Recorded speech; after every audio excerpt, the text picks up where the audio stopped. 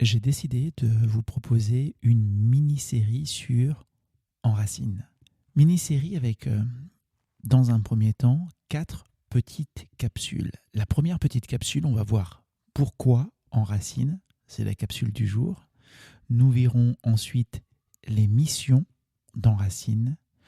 Nous verrons pour qui est Enracine et enfin comment a été conçu Enracine. J'espère vraiment que ces petites capsules vous plairont et j'espère qu'elles vous permettront de mieux comprendre ce projet. Allez, capsule 1, c'est parti. Tout d'abord, quelques chiffres. 40% des cadres sont en situation de burn-out d'après une étude menée pour Empreinte humaine en 2022. 28% des arrêts longs sont dus à des troubles psychologiques, Malakoff 2022. On poursuit. 96% des infirmiers et infirmières estiment que la prise en charge de leur santé mentale n'est pas suffisante par leur employeur, Hublot 2023.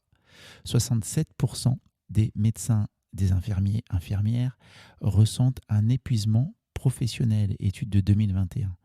Si on s'intéresse aux étudiants, 9 étudiants sur 10 souffrent de stress, 30% des étudiants se disent stressés en permanente.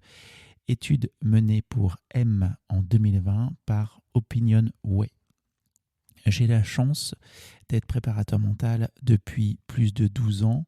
J'interviens et j'ai ce privilège d'intervenir dans des entreprises, d'intervenir à l'université, d'intervenir dans des clubs, de faire des conférences et donc de pouvoir constater, entendre à quel point pour certaines personnes il y a un besoin, alors j'allais dire d'être éduqué, le terme peut être mal compris, mais de monter en compétence, d'avoir une connaissance, d'avoir une éducation sur qu'est-ce que je peux faire pour ma santé, qu'est-ce que je peux faire pour ma santé mentale, pour ma santé physique.